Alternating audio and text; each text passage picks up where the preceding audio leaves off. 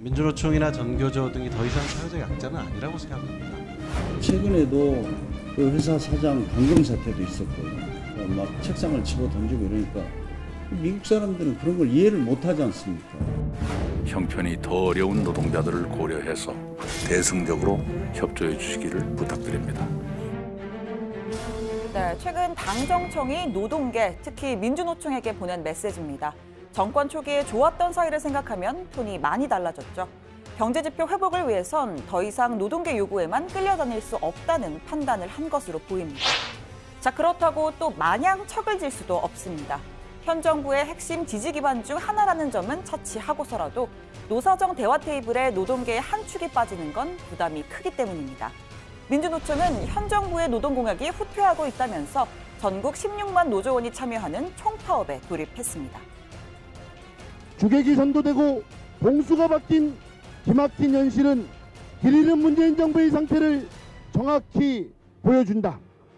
그러나 개가 짖어도 기차는 간다.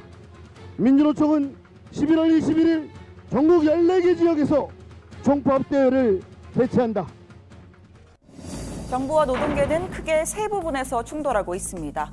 먼저 탄력근로제 기간 확대 문제인데요. 여야정은 탄력근로제 적용 기간을 현행 3개월에서 6개월 이상으로 확대하기로 합의했습니다. 노동계는 추가 노동수당이 줄어들어서 실질적인 임금이 깎이는 부작용, 또 52시간 근로제를 사실상 무력화시킨다는 점에서 반발하고 있습니다. 정부는 어떻게 하고 있습니까? 책임을 져야 국회는 어떻게 하고 있습니까? 도리어 개점 위협 상태에서 올 연말 안에 탄력근로제 기간을 확대하겠다. 그것을 합의해라라고 겁박만 일삼고 있습니다.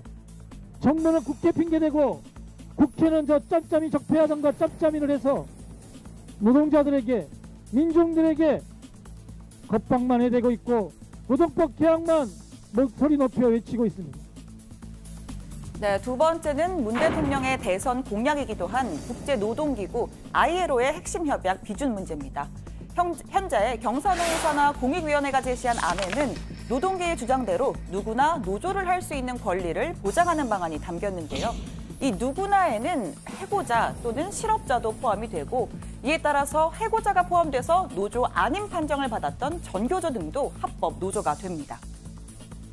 ILO가 권고하는 8가지 핵심 협약 중 결사의 자유, 단결권, 강제노동 폐지 등 4가지 협약에 대한 국회 비준도 경사노위에서 합의를 이룬다면 반드시 국회에서 처리될 수 있을 것입니다. 그런데 또 이건 경영계에서 반발할 가능성이 큽니다. 국회가 권고한 대로 법을 개정하면 노조의 외부 정치 세력이 섞여서 소위 정치투쟁을 강화할 거란 겁니다. 이 경영계는 ILO 핵심 협약 비준 조건으로 파업 중 대체근로 허용, 단체 협약 유효기간 연장, 그리고 파업 시 직장 점거 금지 등을 요구했는데 모두 반영되지는 않았습니다. 이에 반발해서 대화 테이블을 떠날 가능성도 배제할 수는 없습니다.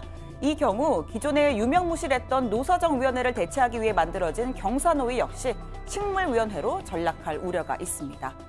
자, 마지막 세 번째는 비정규직 문제입니다. 사실 이 문제에서만큼은 정부와 노동계가 가장 친밀한 관계를 유지했었죠.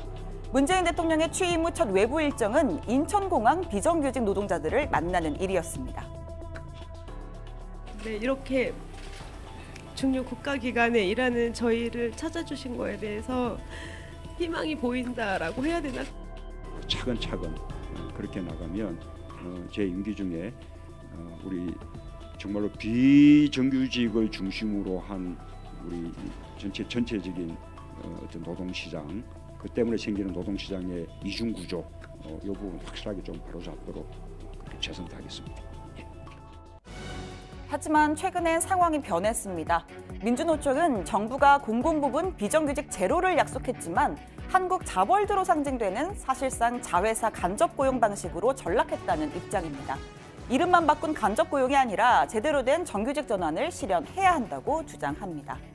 자, 내일 경사노위 출범식에 참석할 문 대통령의 속내도 복잡할 겁니다. 아세안 에이펙 순방 중에 당신이 옳다라는 책을 읽고 내가 생각한 공감이 얼마나 얕았는지 새삼 느낀다라는 감상평을 남겼는데요. 최근 노동계와의 갈등을 에둘러 표현한 것 아니냐는 분석이 나왔습니다. 문 대통령은 오늘 국정과제협의회 또 대통령 자문기구들과 오찬 간담회를 가졌습니다. 이 자리에는 문성현 경산호위 위원장도 참석했는데요. 문 대통령은 포용국가를 한 번 더 강조했습니다. 포용적 성장, 또 지속가능 발전, 사람 중심 이렇게 고민하고 있는데 이것이 대한민국에서만 또는 문재인 정부만 특별한 가치로 우리 고민하고 논의하고 있는 것이 아니라는 사실입니다. 오히려 이것이 전 세계에 우리가 제시할 수 있는 아주 모범이 되고 모델도 될 수 있다는 점까지도 함께 이제 염두에 두시면서 논의들 해주시면 좋겠습니다.